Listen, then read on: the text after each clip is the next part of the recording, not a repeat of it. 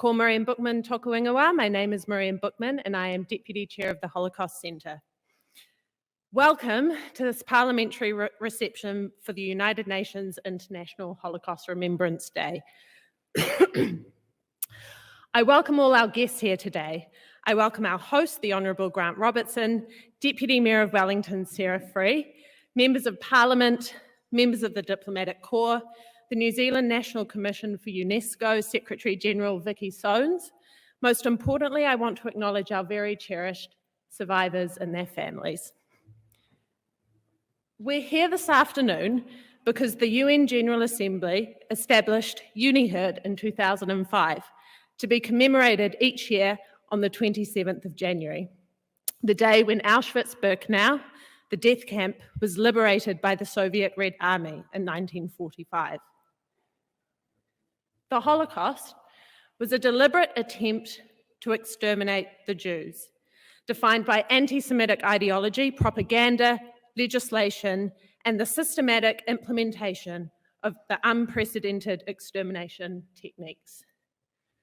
The Holocaust did not happen in isolation, and many other people were also persecuted with dedicated measures. Some, such as the Roma people and the disabled, were targeted for extermination alongside the Jews, while many others were also oppressed by the Nazis on the basis of their ethnicity, political ideas, religious beliefs, or sexual orientation. It is for this reason that we come together as a community, that we commemorate, and that we honour the lives of those people who saw their lives tragically cut short by hate and intolerance. In the words of the United States Holocaust National Museum, together we will take this day to recognise our shared responsibility, to honour the victims of the Holocaust, teach the lessons of this history, and defend historical truth. All over the world on this day, the Holocaust is being remembered and thought about not only for its historic significance as a unique act of genocide, but also as a focus of reflection on the rise of anti-Semitism and prejudice around the world. We do have to be constantly alert to the dangers of these forces, leading to a repeat of large-scale racism, violence, and war. In recent times, and in the context of the global pandemic, we have seen the world, with New Zealand as no exception, prone to misappropriation and trivialisation in respect of the Holocaust. It is as important as ever to ensure that we remember what took place, educate those around us, and ensure that distortion and denial of the Holocaust does not occur. Very recently, a historic vote in the United Nations General Assembly urges 193 member states to reject, without any reservation, any denial of the Holocaust as a historical event, in either full or in part, or any activities to this end. The General Assembly adopted the resolution by consensus, meaning it was approved without a country-by-country vote. My hope is that this vote turns into action, that it marks a step forward, and maybe for some countries a first step, in planned action against prejudice, anti-Semitism, and hate.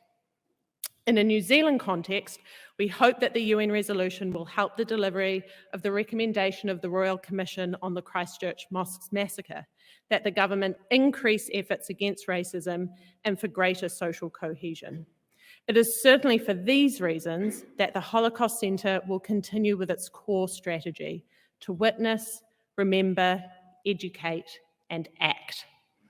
It is now my pleasure to ask our host for today's reception, the Honourable Grant Robertson, Deputy Prime Minister, Minister of Finance, and Member of Parliament for Wellington Central, to now address us.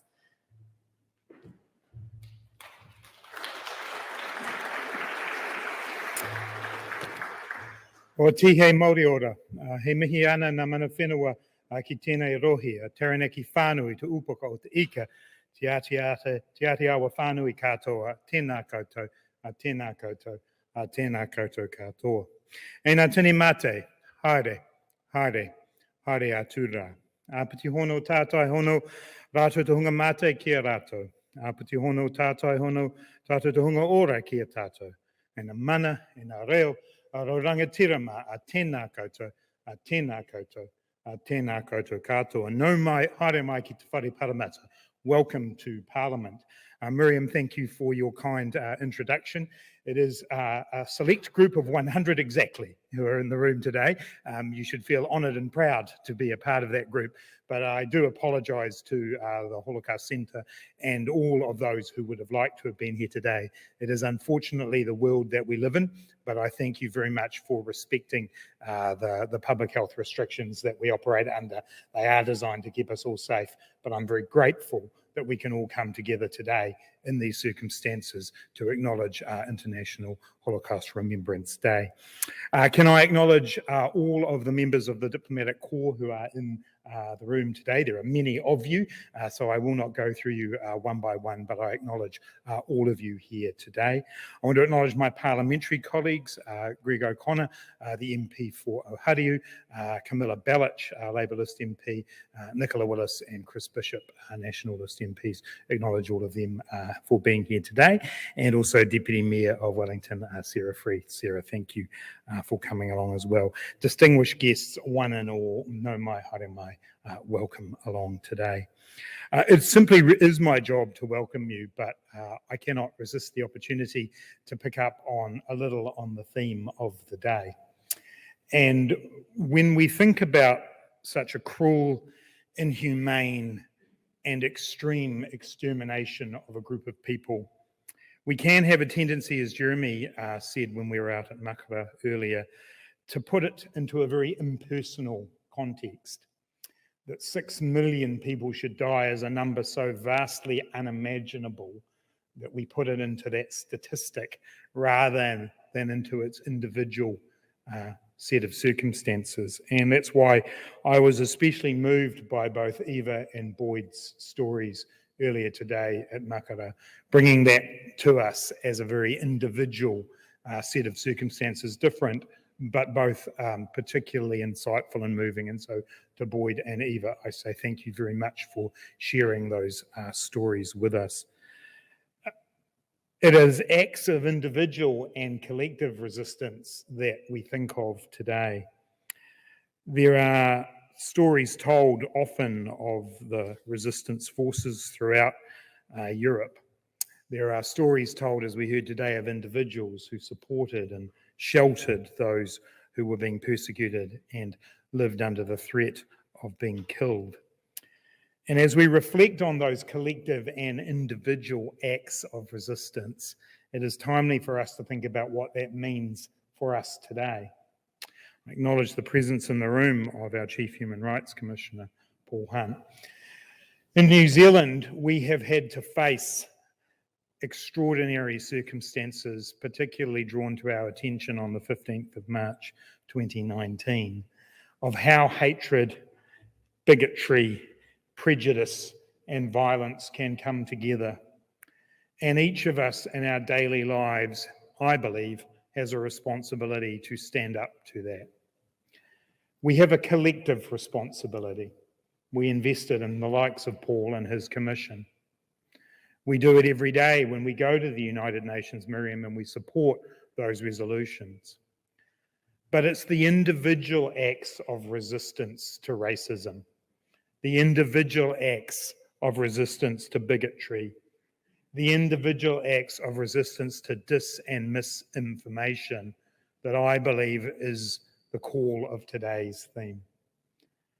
We owe it to every single individual of the more than 6 million who were exterminated. We owe it to the survivors who I acknowledge again today.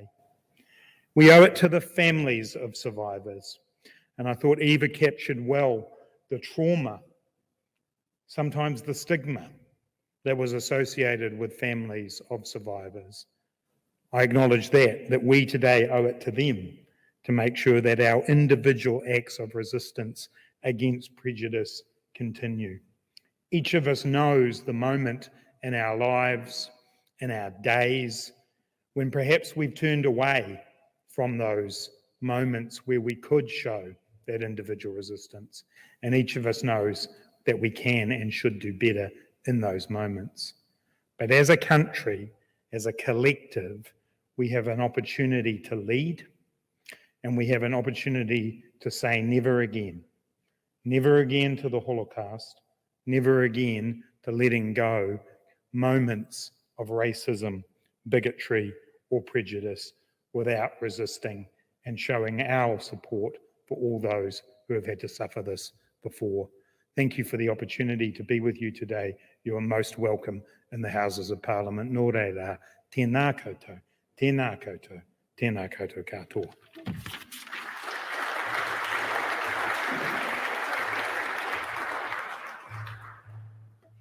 Thank you, Minister. And just on the theme of individual action, the Holocaust Centre uses a very easy to understand term, I guess, for education in the classroom, and that is what it is to be an upstander. But I think what Grant has touched on is that is not just relevant to young people in education in schools, but each of in every one of us.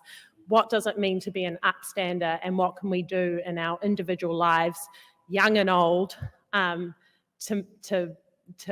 bring that to reality? We are now moving on to the lighting of the 6 candles in commemoration of the 6 million Jews who perished in the Holocaust.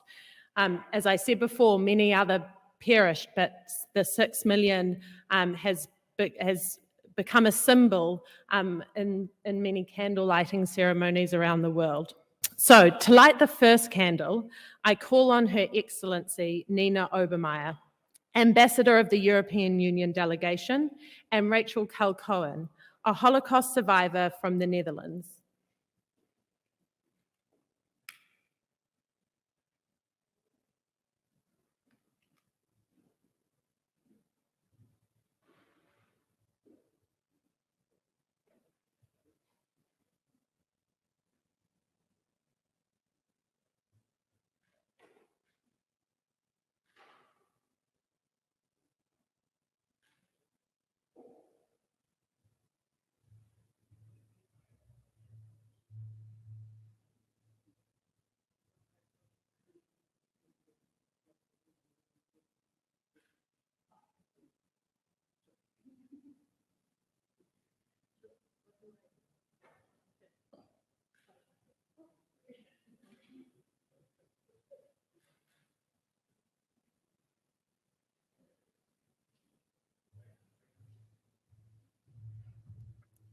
For the second candle, I call on His Excellency Grzegorz Howell, Ambassador of the Republic of Poland, and Mary Mowbray, CNZM, a Holocaust survivor from Hungary.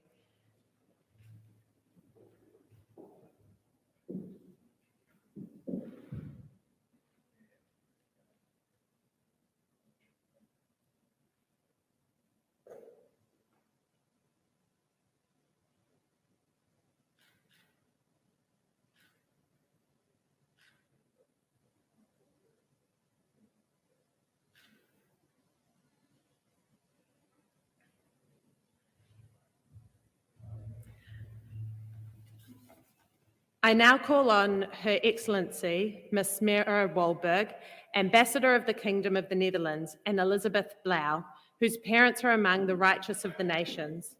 Dina and Jan Weinbelt hid Yvonne Leviticus, a Jewish teenager, in Holland.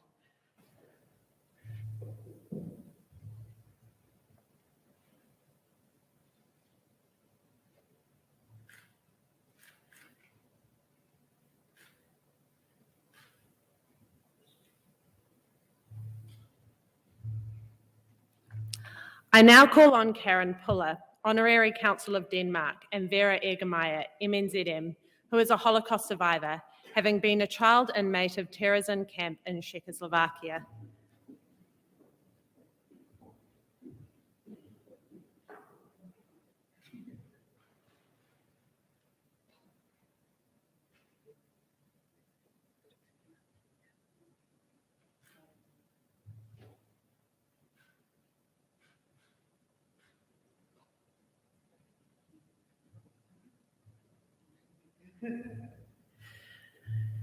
The fifth candle will be lit by Mr. Daniel O'Leary, Honorary Council of Sweden, and Ernie Rosenthal, a second-generation Holocaust survivor.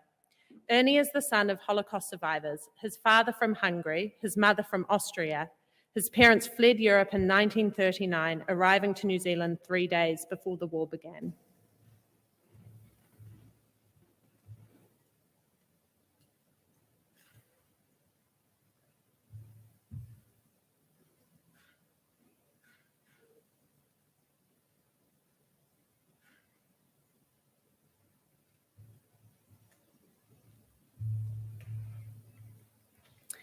The sixth candle will be lit by Paul Hunt, New Zealand's Chief Human Rights Commissioner, and Marcus Blomqvist, a Holocaust Centre board member and member of the LGBTQI+ community, which suffered incarceration and murder during the Holocaust.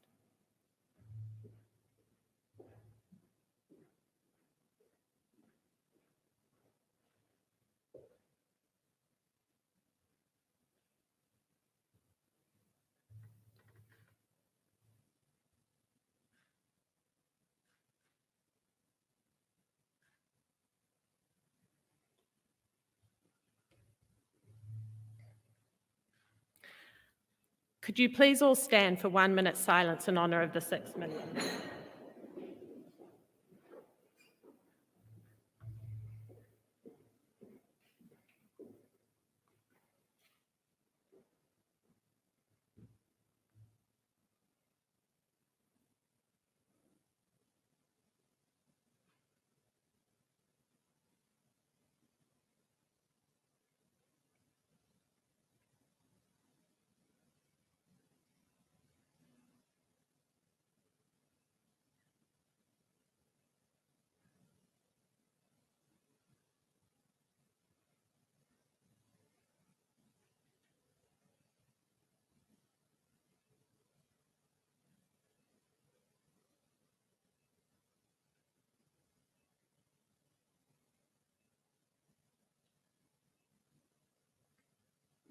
Thank you. Please be seated.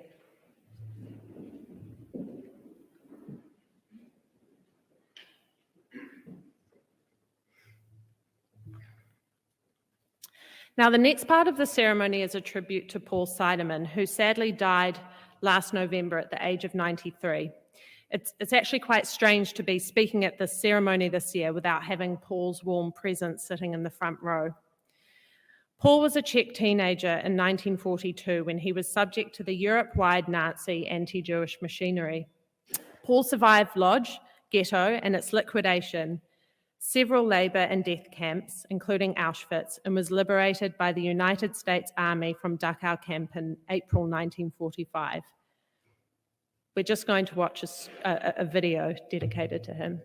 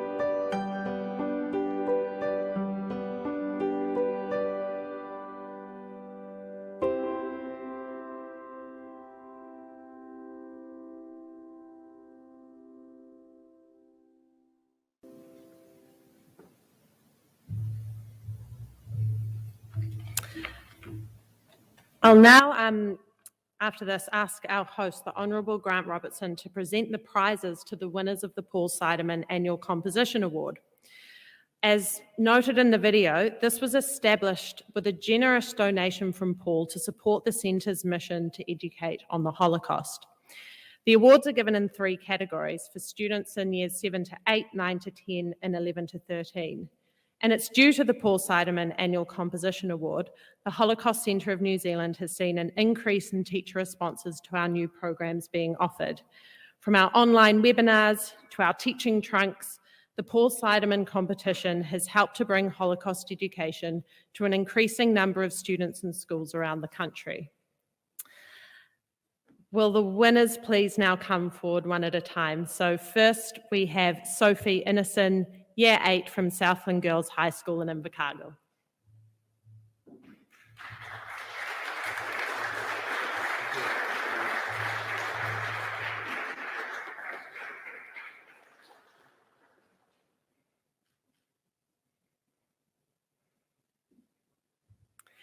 We now have Jamie Davies, Year 10 from Hauraki Plains College in Ngātea.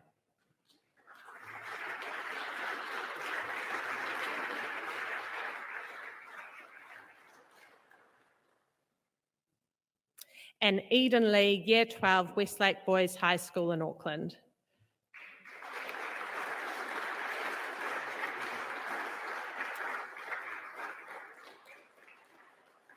Sorry, but I think we will actually come up for a group photo as well, if you could return to the stage very quickly.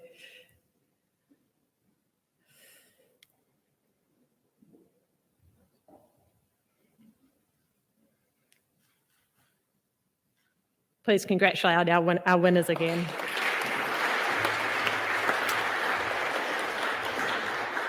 So we're actually now going to hear from the prize-winning entries. So the first is Sophie Innocen, who will introduce her video.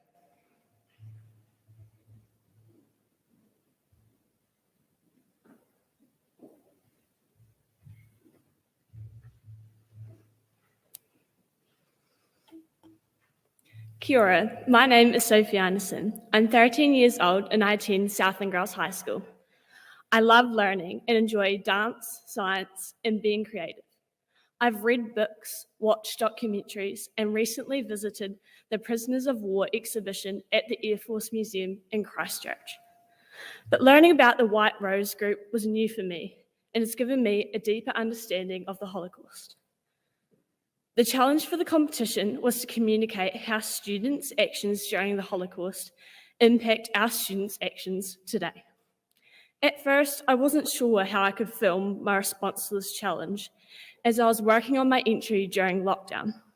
But as I learnt more, I knew it was essential to focus on keywords that would show the courage of the White Rose Group and the sentiment of never again. With the name Sophie being a connection, I started my video with the meaning of the name, which is wisdom.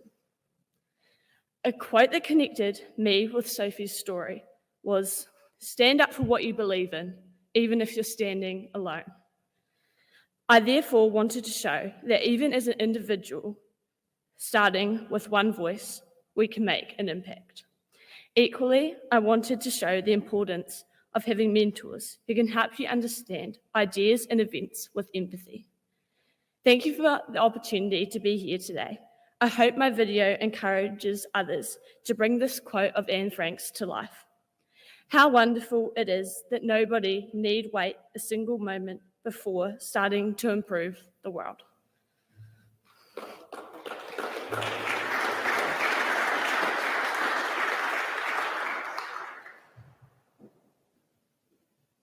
Wisdom, the quality of having experience, knowledge, and good judgment, the quality of being wise. Wisdom, knowing when to stand up for what you believe in, even if you're standing alone. Wisdom, the meaning behind the name Sophie. Wisdom, what connects my story with Sophie's story. Kia ora, my name is Sophie. I'm 12 years old and I attend Southland Girls High School. I hope my journey of learning is as powerful as Sophie's, and that I can have the wisdom, like her, to change the world.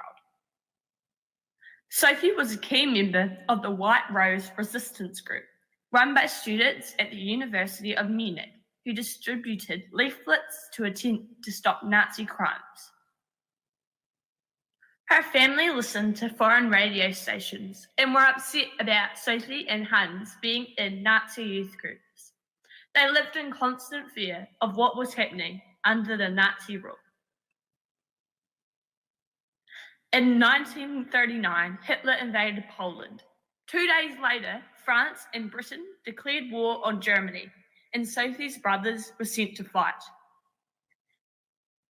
Sophie graduated from high school and went into service as a kindergarten teacher as a stepping stone to being able to study science at university. In 1942, she moved to Munich, where her brother Hans was already at medical school. He had served on the front line and seen the crimes.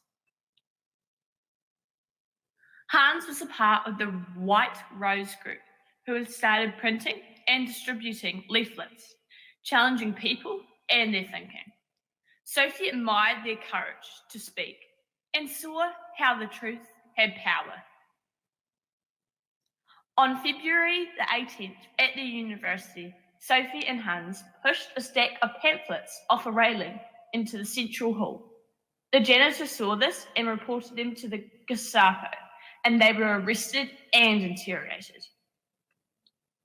Sophie's actions and others like her impact my story and my actions today. Sophie showed us that language is power, and the use of language can start conversations and open doors to make what might seem impossible possible. Like Sophie, I've had the chance to work with amazing mentors that have encouraged me to be brave and stand up for the change I wish to bring about. I've initially started alone, but then found others who could extend and challenge my thinking, helping bring about change for others. Like Sophie, I don't come first. Neither does my city or country. I'm a global citizen. I hold the power, like Sophie did, to choose my attitude and action. One way I can do this in today's world is through the Sustainable Development Goals. To me, education for all and gender equality are two important goals that will help turn racism and hate into tolerance and kindness.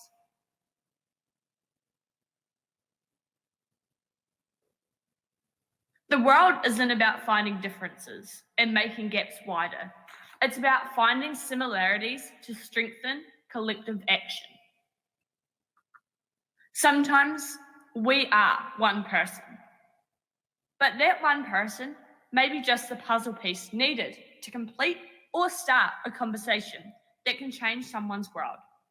Sophie makes it clear for us, conviction, courage, and hope created change.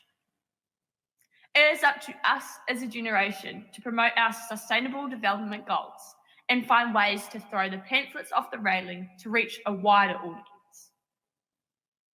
At just 21 years of age, Sophie was beheaded for treason. Her words were, "Such a fine, sunny day, and I have to go. What does my death matter if through us thousands of people are awakened and stirred to action? If I can be that one person stirred to action, and if I can awaken others to a need that creates change, then I have represented wisdom and Sophie's courage to stand alone or with others to help achieve a more peaceful world."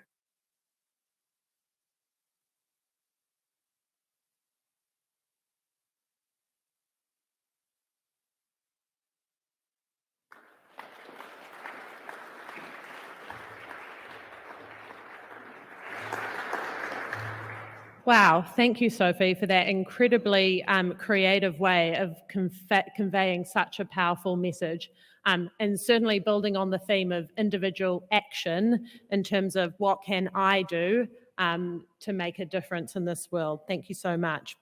Next, I'm calling upon Jamie to address us.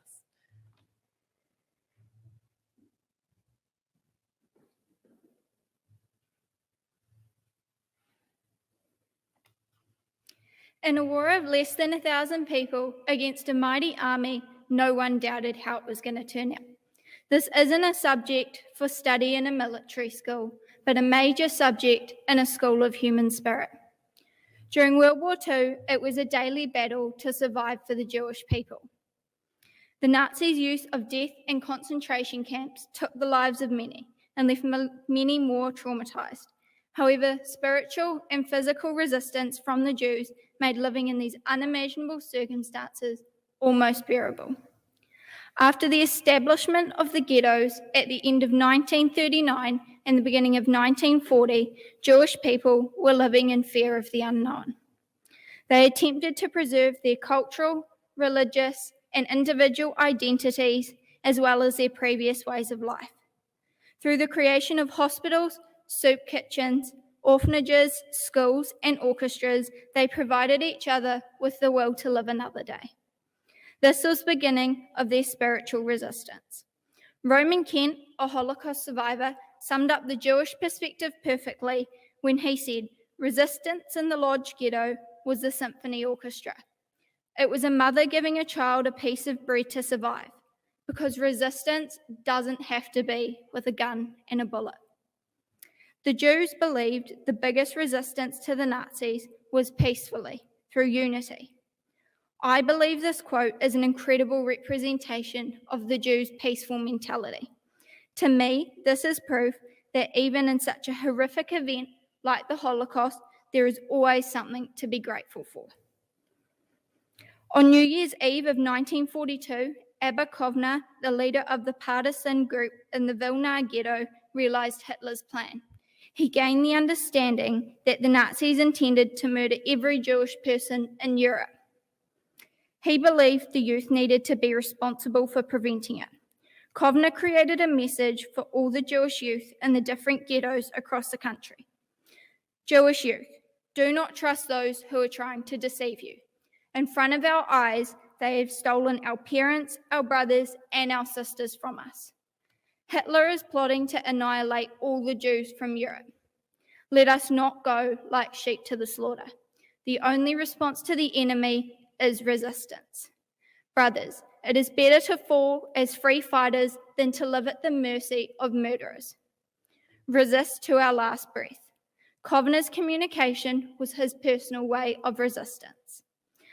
The plan for mass deportation from the Warsaw Ghetto had begun by the 22nd of July 1942, the largest ghetto in Europe. It held over 450,000 people who were ordered to report for resettlement in the east. This was disguised for deportation and slaughter. As a result of the devastating event, underground organizations were created to fight against the Nazis. The Jews had to decide between dying through fighting the Nazis with their human dignity intact or being murdered at the hands of the Nazis. When the 18th of January 1943 came, the deportation of more Jewish people neared as the Nazis returned. For the very first time, a group of Jews fought back. The Nazi soldiers fled the ghetto, though many died in a short street fight. This was believed to be the first time in the Warsaw Ghetto Nazis had been killed. On the 16th of May 1943, the Great Synagogue of Warsaw was destroyed, along with hundreds of years of Jewish history in Poland. This was the declaration of the end of the uprising. If you held a minute's silence for every person killed in the Holocaust, you would stay silent for 11 years. To put that into perspective, that is more than 3/4 of my life and my entire education. It's hard to believe that not only were the surviving victims mentally and physically scarred from the actions of the Nazis, but had very little to return to after the war. Yet somehow they still remain positive. In my opinion, this is a true example of human spirit that us future generations should learn from. Through the actions of the brave Jews, they resisted the Nazis. Through spiritual, physical, and mental resistance, the Jews proved they would not go like sheep to the slaughter.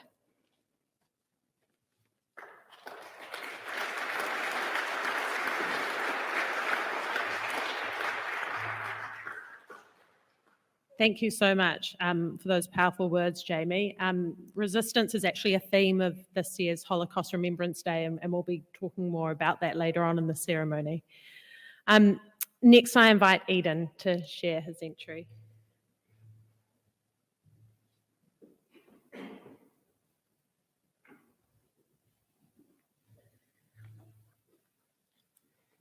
Never again.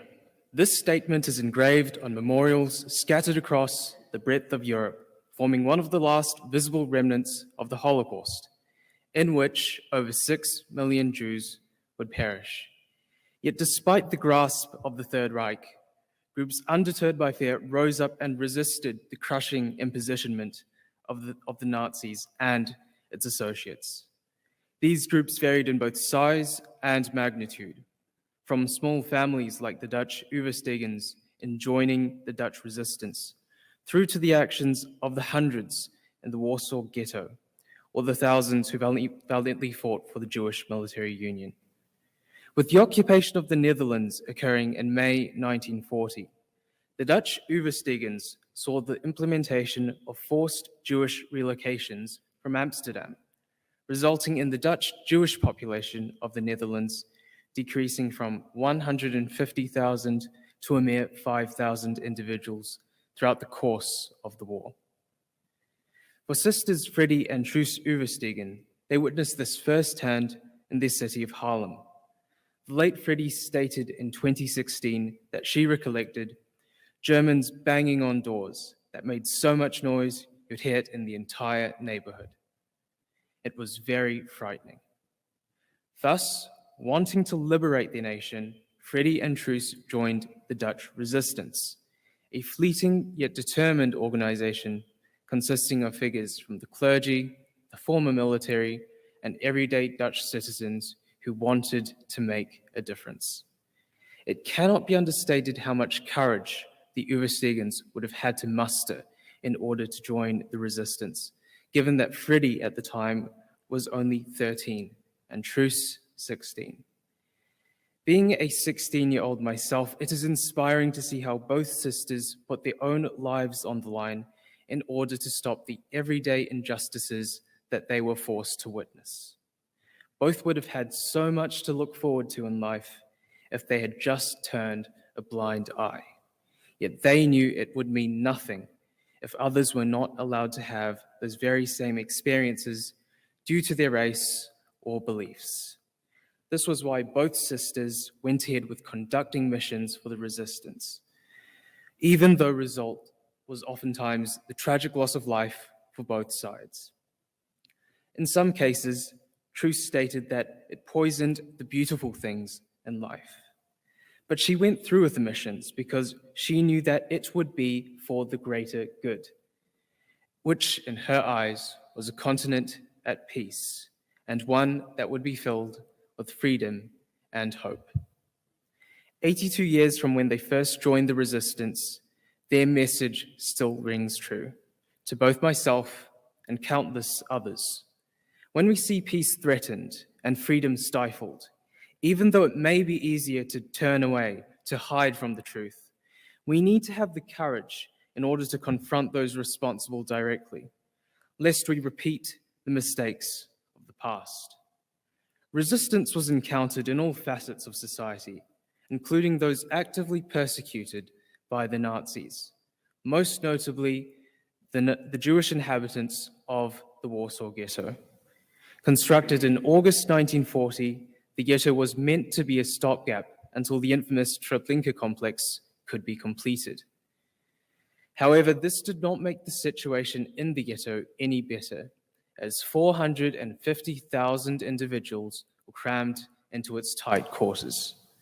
By summer 1942, it had become apparent that quote-unquote relocations to concentration camps would soon occur.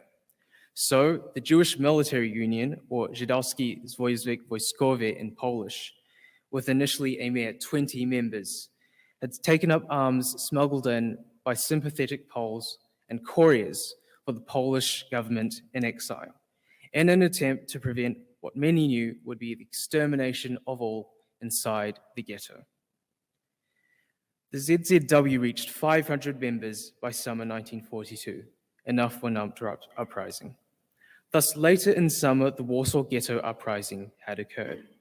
In all, the uprising significantly hampered the transport of ghetto inhabitants to both the Treblinka and Majdanek complexes significantly, saving innumerable lives.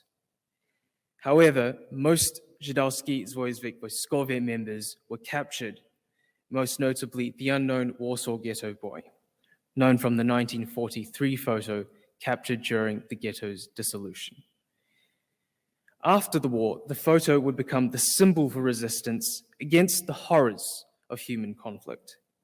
This spoke greatly to me as it served to remind me of New Zealand's own Tomb of the Unknown Warrior, the penultimate symbol for those who had served New Zealand but could not be reconnected physically with their identity. Although their names may have slipped through the cracks of time, we will always remember them, each as little but nonetheless significant pieces that make up the complex mosaic of our nation's identity. Similar to the actions in the Warsaw Ghetto, outside in the main city of Warsaw, the Polish underground government had also planned an insurrection. This insurrection started on the 1st of August 1944 and was spurred on by the plethora of socioeconomic issues that Poland saw under occupation, including crackdowns on free speech and commerce. The diversity of the insurrectionists' backgrounds cannot be understated, as people from all backgrounds united against their occupiers.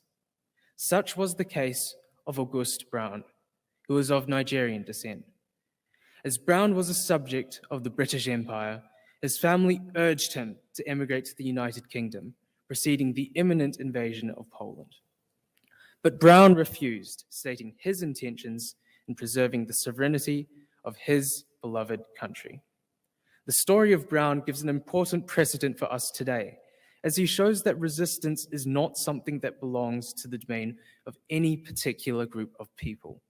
Instead, Brown has shown us that resistance is a universal tool which each of us have been endowed with in order to do what is right, not only for ourselves, but others too. In Brown's instance, his actions also distracted the overstretched Nazi troops enough that it indirectly facilitated acclaimed photographer and resistance fighter Eugeniusz Lukowski in capturing more than 1,000 images of war-torn Warsaw. Even today, all these photographs still hold special significance to the Polish state in remembering the 63-day Warsaw Uprising, so that future generations may learn of the enormous sacrifices that Brown, Lukowski, and countless others had given. It is at this moment I would also like to acknowledge the sacrifices that the late Paul Seideman has made for HCNZ. Paul would be 13 when he was sent to the Lodz Ghetto before being transported to Auschwitz. Around 1.3 million people were forced into the facilities at Auschwitz. 1.1 million of those would never step out alive again. Paul was one of the lucky few who managed to make it out at aged 17. Yet instead of living in fear's shadow of what he had endured and witnessed, Paul would eventually create the Paul Seideman Annual Composition Prize for students across New Zealand to partake in. I can say with much certainty myself that this opportunity has opened my eyes and allowed me to learn much more about the Holocaust than I would have ever anticipated. And I can say with much certainty that the hundreds, if not thousands of students that would have taken part over the years would have the exact same thing to say. To conclude, while it is important to reflect on the inhumanity of Nazi Germany and how it ruthlessly separated people based on differences, the remarkable actions of groups such as the Overstegens, the Jewish Military Union, and the Polish underground resistance have left their mark on history by choosing to stand in defiance of terror when others simply accepted Nazi rule. Their stories set an invaluable precedent, so even when we face adversity against the good of mankind today, we too must stand up, even if those around us remain silent. Thank you.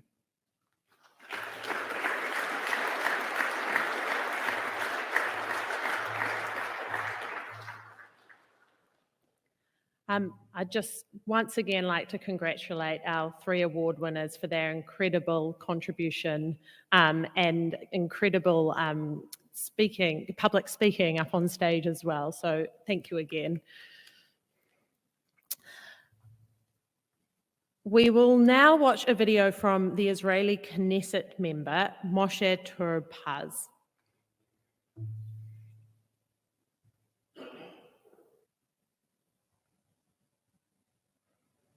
Standing before you here, judges of Israel, to lead the prosecution of Adolf Eichmann, I do not stand alone.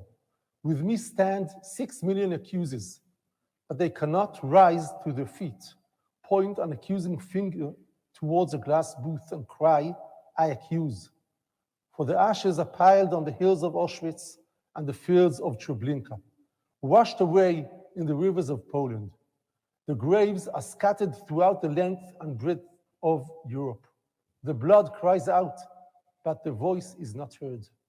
I, therefore, will be the mouthpiece, and in their name I will unfold the terrible indictment. With these words, Attorney General Gideon Hausner began his opening statement at the trial of Adolf Eichmann in April 1961. Honorable Grant Robertson, Deputy Prime Minister and Minister of Finance, members of the board of the Holocaust Center of New Zealand. Today, on International Holocaust Remembrance Day 2022, we remember those who resisted the Nazis during the Holocaust. When we speak of resistance during the Holocaust, I suspect that the first picture that comes to mind is one of fighters, of partisans, of armed struggle, of rebellion. Indeed, despite all odds, men and women throughout Europe stood up against the Nazis and fought back against them. The symbol of Jewish resistance to the Nazis is the Warsaw Ghetto Uprising, whose anniversary is the date of Israel's own Holocaust Memorial Day. This was the largest Jewish rebellion in which the Jewish prisoners of the ghetto in the Polish capital fought the Germans to try to prevent additional transports to the Treblinka death camp. The uprising failed. The residents were sent to the death camps, though a few managed to escape and join the underground resistance to the Nazis. But the spirit of this rebellion continues to inspire the Jewish people and freedom fighters around the world to the present day.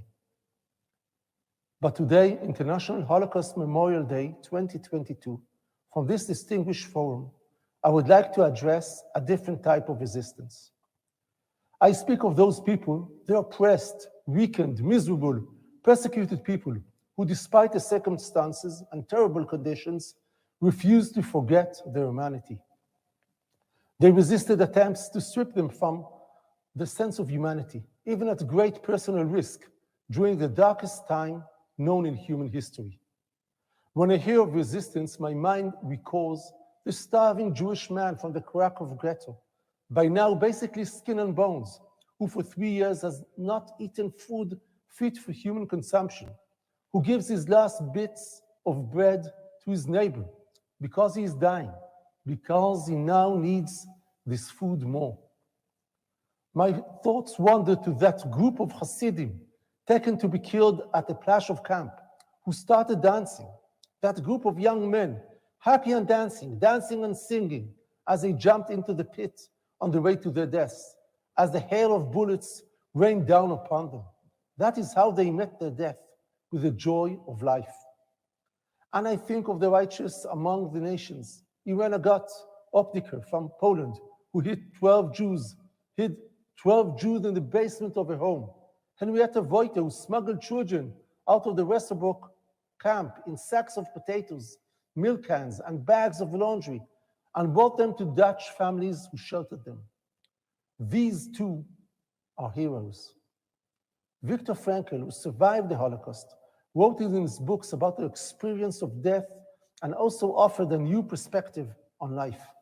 In his famous books about the man's search for meaning, he described how he managed to find hope in the midst of the horrific suffering by clinging to the smallest things in life: a growing flower, a memory of a loved one, a smile from someone in the middle of a dark time, choosing life despite death. We promised ourselves never again. The Jewish people live today in Israel and around the world, and the Jewish people will continue to live. I would like to thank all of you, members of the New Zealand House of Representatives and all the other participants, to affirm the ties between me, a member of the Israeli parliament, whose parents immigrated to Israel from England nearly 70 years ago, and you, the citizens and elected officials of New Zealand, and to promise never again.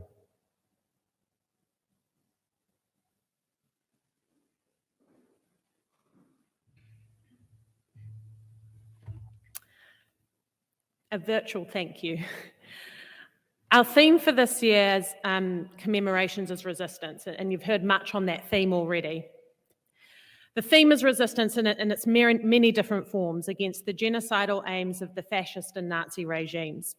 There were revolts and concentration and death camps, partisan bands in the forests and marshes, clandestine Jewish and cultural activities in the camps, and the saving and hiding of Jews by non-Jews throughout occupied Europe and North Africa, often at risk of their own lives. We're now going to hear a poem on the theme of resistance read by Michaela Levy-Williams. The poem is called Resistance Is by Chaim Guri and Monia Avrahami.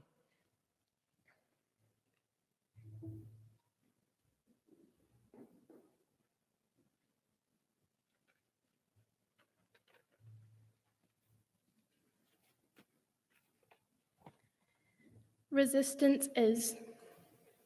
To smuggle a loaf of bread was to resist. To teach in secret was to resist. To gather information and distribute an underground newsletter was to resist. To cry out warning and shatter illusions was to resist. To rescue a Torah scroll was to resist. To forge documents was to resist. To smuggle people across borders was to resist.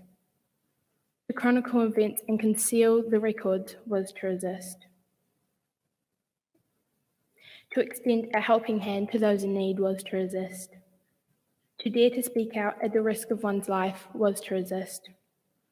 To stand empty-handed against the killers was to resist. To reach the besieged, smuggling weapons and commands was to resist. To take up arms in streets, mountains and forests was to resist. To rebel in the death camps was to resist. To rise up in the ghettos amid tumbling walls in the most desperate revolt humanity has ever known.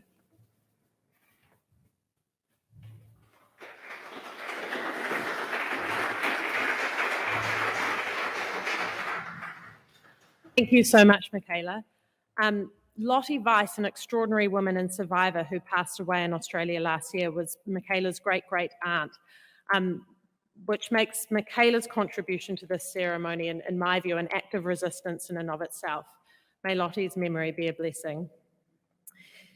Many thousands of Jews were saved from death by smuggling them to safety or by hiding them.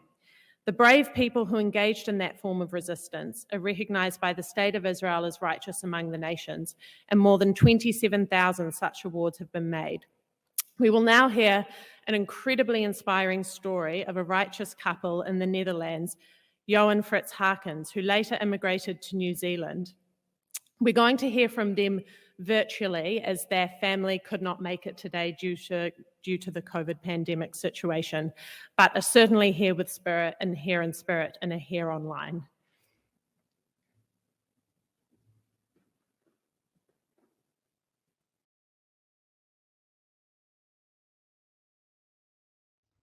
I ngā mana, I ngā reo, I ngā karangatanga maha, tēnā koutou.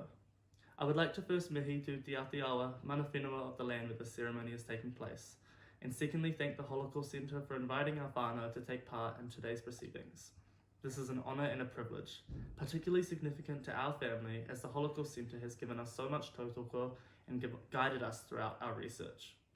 It was the Centre's education program that first screened The Power of Good, a film about resistance work, of Nicholas Winton in particular, when I was just 8 or 9 years old. Without this event, I would have never encouraged my nana to reignite her search for Ali and subsequently uncover my great-grandparents' resistance efforts. In the spirit of education as continued resistance, my grandfather, Marcel, Johan Fritz's youngest son, has decided to return the Righteous Among the Nations medal to the Wellington Holocaust Centre in a ceremony later in this year. Our family has agreed it should be shared with the young people of Aotearoa who come to learn the sentiments of never forget, never again. Johan Fritz's story is often glorified and commonly branded as heroism, but we know that for my great-grandparents following the war, the memories of resistance were remembered with neither admiration nor gloat. In fact, due to failed resistance efforts, Fritz almost never spoke of this time. It is only through the strong bond formed between Yo and my nana, Gloria, her daughter-in-law, that she passed on mere snippets of their experience. I imagine it was a similar mother-daughter bond with Ali that encouraged her to share this story with Gloria. Like many records of resistance, behind the films and novels is a sober and humbling narrative. Until we eventually found Ali, there was no triumph in the information that we had. After all, Johan Fritz never knew if Ali had survived. I often wonder if Johan Fritz would have been comfortable sharing this story, or even accepted much of their postpartum recognition, had they been alive today. What I'm trying to say is that, while I did not have the fortune to know my great-grandparents, at every step along this journey, their actions have been described to me as the default response. Looking back, knowing the horrors that occurred across the continent, it's easy to see these actions as stoic. But within the walls of the Huckins household, this was the obvious course of action. I'm sure the risks were heavily discussed, but after the fact, there was little to talk about. We will never know what evoked the resistance that followed. It may have been Yo's prior connection to the Zinovskis as their housekeeper. Maybe it was their youthful confidence. I don't want to reduce the complexities of the decisions involved during the Holocaust. However, learning about my great-grandparents has shown me that for Yo and Fritz, any compliance with hate was the unaccustomed action. I am not trying to downplay the importance of resistance, but rather represent the community effort that it took.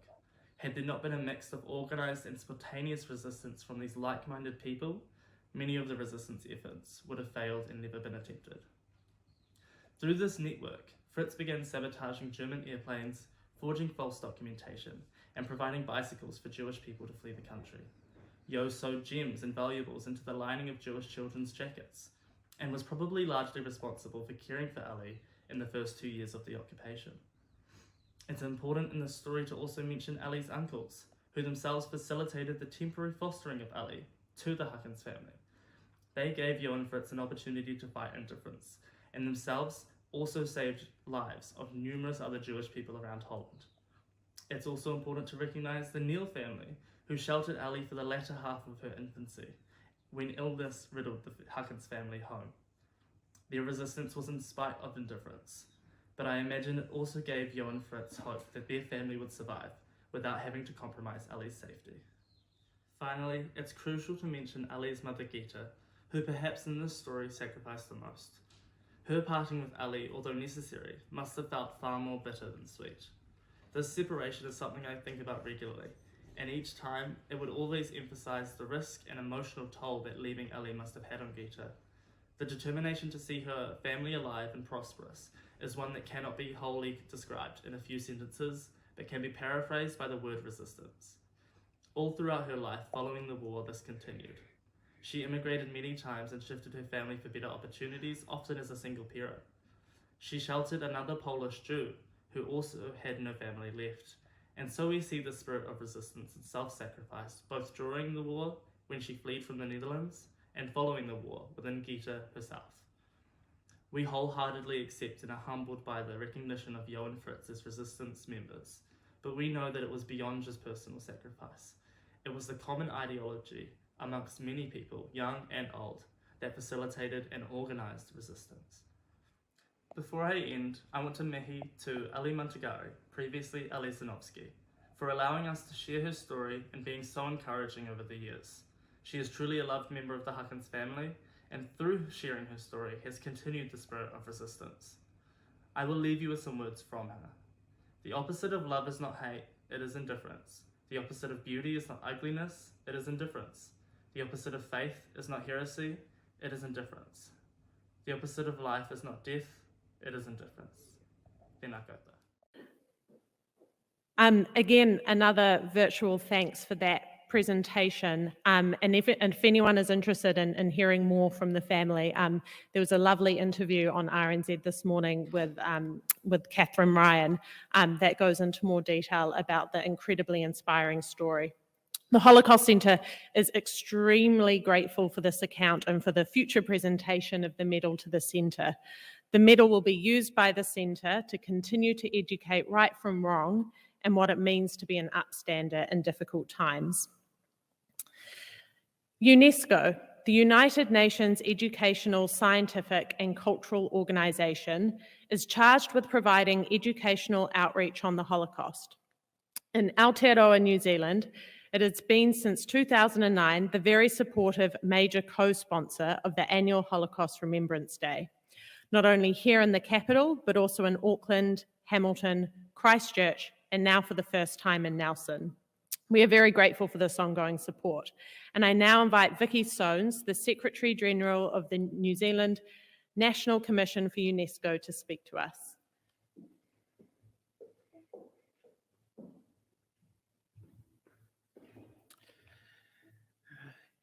Ena mana, ena reo, e rau rangatira mā, tēnā koutou, tēnā koutou, tēnā koutou katoa.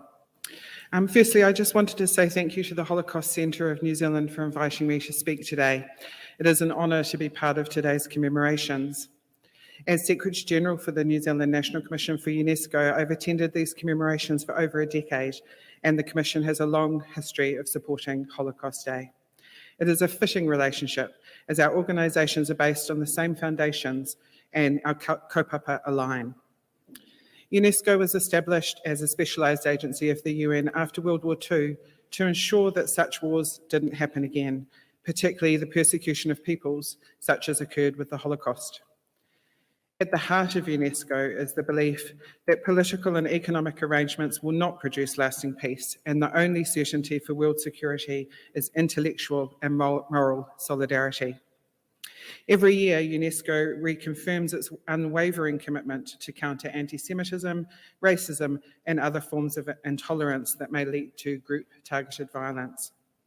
Information sharing is central to all of this, and today, as we battle not only a pandemic, but also a barrage of disinformation, this has become even more important. Since its inception 75 years ago, UNESCO has worked hard to counteract disinformation.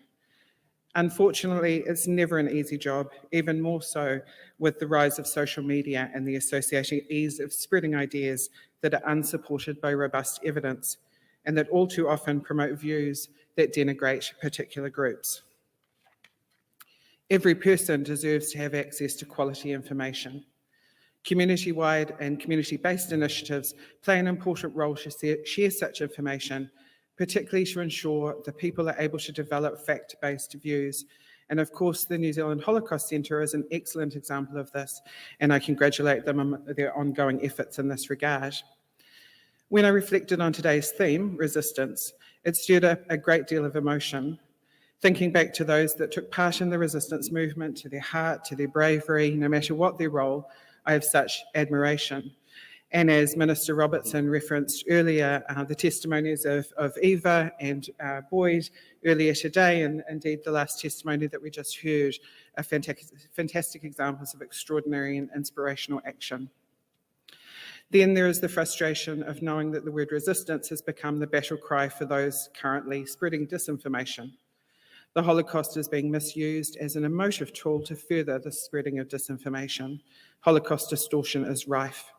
This is incredibly heartbreaking to witness, and it is why today, more than ever, we need to continue to educate people about the Holocaust. Last year, UNESCO reconfirmed its commitment to advancing international Holocaust education during Director General Audrey Azoulay first official visit to the US Holocaust Memorial Museum. And during her visit, she said, "There is no better long-term remedy for anti-Semitism than learning to think critically, learning to respect the dignity and freedom of others." At the National Commission, our approach is to work in partnership with communities to support freedom of responsible expression. And we want to bring together civil society and communities to discuss ways to celebrate diversity through an increased understanding of human rights and by supporting the building of a more inclusive society. This is why we've made freedom of responsible expression one of our 5 priority areas. It is why we allocate funding and support to days like today to help educate New Zealanders about lessons to learn from the past and the work of organisations such as the Holocaust Centre. I just want to stop there and pay tribute to Inga Wolf, who contributed so much to our work at the National Commission through her work at the Holocaust Centre and was a really inspirational teacher. One of the many ways that we bring together civil society and communities is through our UNESCO Aotearoa Youth Leaders Program. We have a team of 10 youth leaders who serve as advisors, negotiating inclusive ways for young people to be engaged and empowered in the National Commission's priority and program areas. As UNESCO ambassadors and change agents, the youth leaders work to build UNESCO's profile, identify where they can drive, support and collaborate with organisations, networks and initiatives that align with UNESCO's mandate. Our outgoing Special Advisor Youth, Shaheen Najak's here today, and I think some of you heard her present the UNESCO Director General's message out in Makara, and others represent the group in Auckland and Hamilton today. Our youth leaders come from diverse backgrounds. Many of them joined our team because they want to defend human rights and contribute to a democratic and healthy society. And when we look at resistance in history, youth were at the forefront. I just also want to acknowledge the winners of the Paul Seideman Prize. It's a fantastic presentations, and I think our future's quite secure with young people like yourselves. Much like those that went before them, today's youth play a crucial role in promoting human rights, stemming the flow of disinformation, and ensuring that robust information reaches their fellow youth in all communities around Aotearoa. And today, as her namesake Sophie mentioned and told her story rather beautifully, we're celebrating the legacy of resistance groups such as the White Rose, a non-violent intellectual resistance group in Nazi Germany led by students, including Sophie Scholl. Sophie personified the importance of acting according to one's beliefs and of following your conscience, even in the face of great sacrifice. Her story reminds us not to be silent and fight for what Sophie wrote on the back of her indictment a day before she was killed, freedom. Her story, and those of the others today, is one that needs to be told today and into the future. We'll be sharing her story today on social media, but of course it's important to continue to share similar stories on an ongoing basis throughout the year. Enabling people to understand the stories of those who have lost their lives for their cause and to understand the true cause goes some way towards fighting disinformation. I think it's only fitting to finish with a quote of Sophie's that resonates strongly today. Just because so many things are in conflict does not mean that we ourselves should be divided. Kia ora, thank you.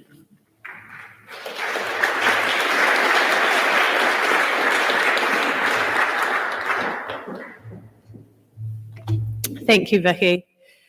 I referred earlier to partisan resistance. A famous song from this time is the Partizina Song. This song was sung in ghettos and later by Holocaust survivors and at Holocaust memorials all over the world. Inspired by the story of the Warsaw Ghetto Uprising, the song remains a powerful tribute to survival. The author, Hirsch Glick, was in his 20s when he wrote this song, was born and raised in Vilna. He spent much of his short life composing poems and songs of inspiration for his fellow Jews.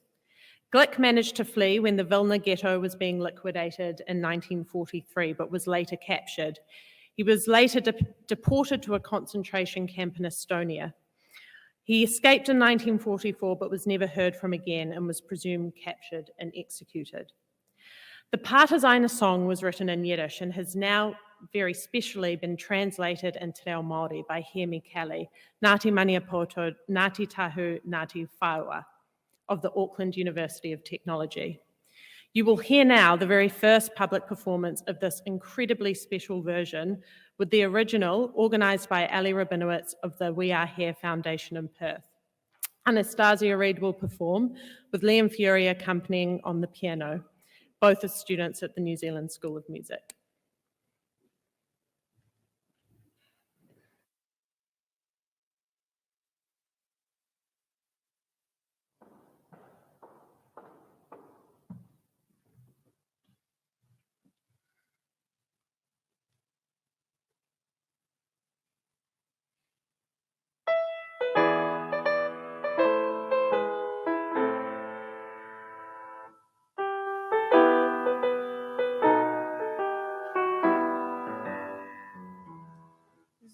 niet keinmal als du gehst dem letzten Weg.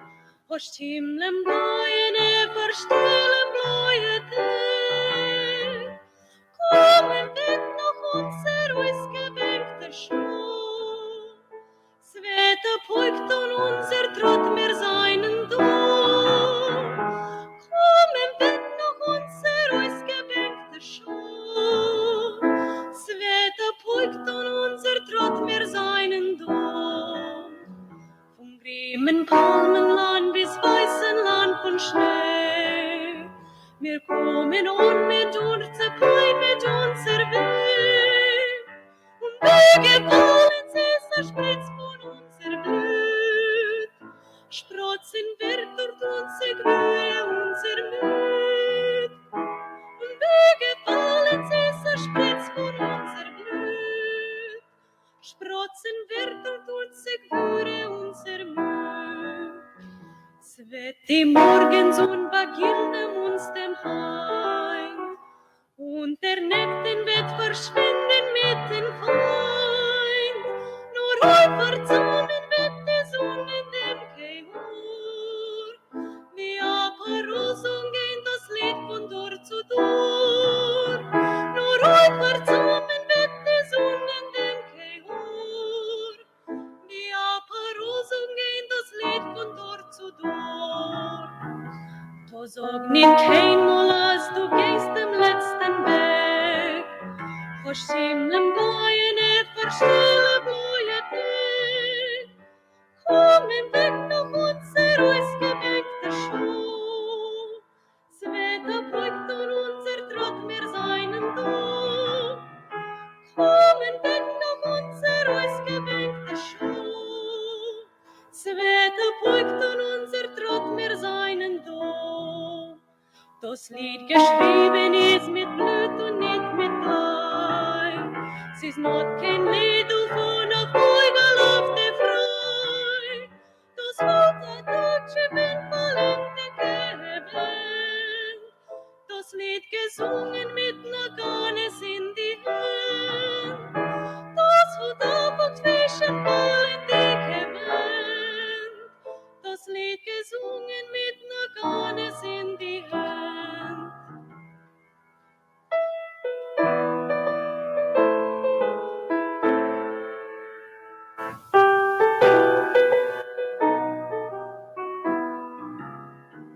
Korawa hemea kote mate aneto harahi. Aha koharayana te kikote rangi ete kuriuri. Kete tata maite wakara etariana. Arute fenwa ite tagianga waikite haka. Kete tata maite wakara etariana. Arute fenwa ite tagianga waikite haka.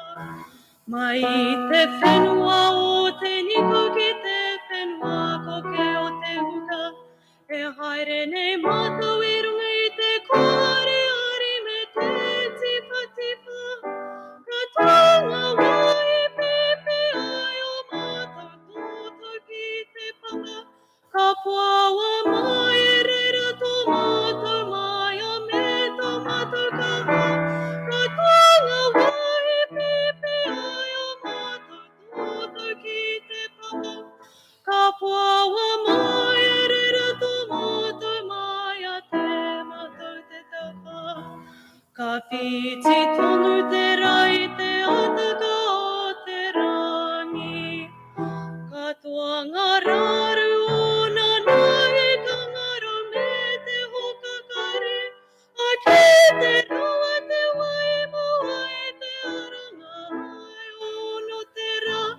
Tukua matene wainga tue takamarama. Ake te roa te waimo ai te aranga mai ano te ra. Tukua matene wainga tue takamarama. Iti tonga hai tene wai ata ki te tota ko ki te mata. E harai te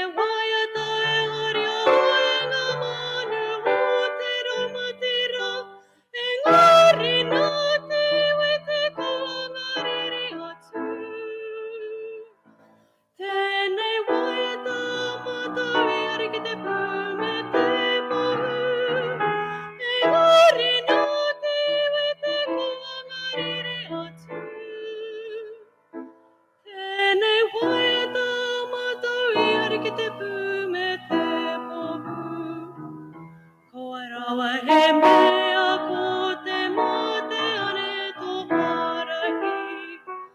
Awa ko harai ana te kiko te rangi e te puri uri. Ke te tata mai te wapara he tari ana. Karu te whenua i te takianga wai ki te hapa. Ke te tata mai te wapara he tari ana. Karu te whenua i te takianga wai ki te hapa.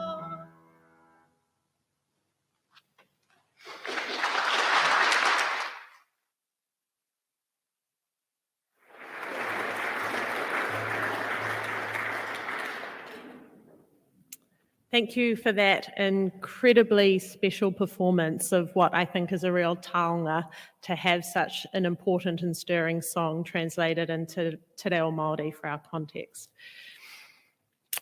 Each year we become more separated by time from the events of the Holocaust.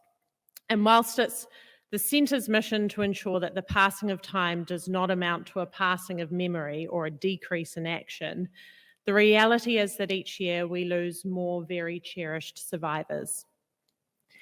Survivors carry with them the testimony, the memory, and the pain of the Holocaust. It is in their memory that the Centre carries out its work. We will now see a short tribute in memoriam to the Holocaust survivors resident in New Zealand who died during the past year.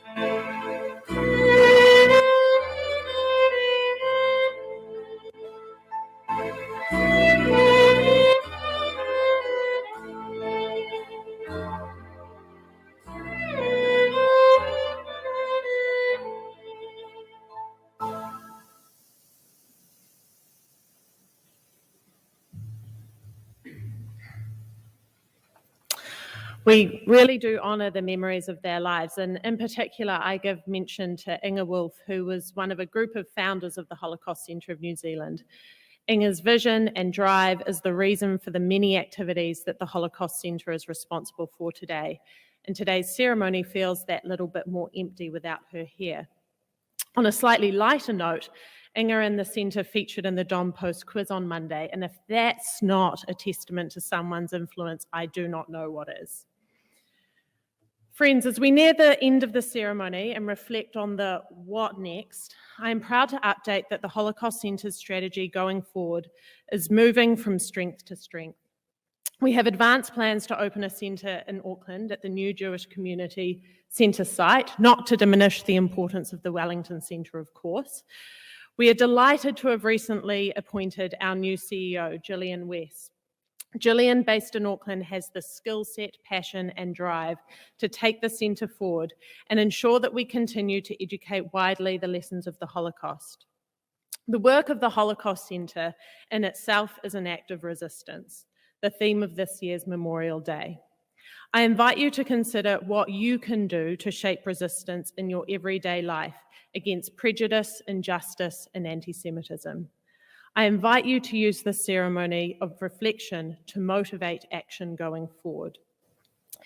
Thank you for taking part in this afternoon's ceremony. It is a deeply important ceremony of significance for the Jewish community and also for the people of Wellington and New Zealand. And to quote from the Governor-General's message a year ago, the March 15 mosque attacks and the COVID-19 pandemic has taught us the power of unity. We must celebrate our differences and look at each other with humanity and kindness. We must pledge never again. I also want to thank those who have had a part in organising today. Much thought, time, and energy goes into putting a ceremony like this together, and much logistical manoeuvring is particularly needed in a pandemic year. Thank you.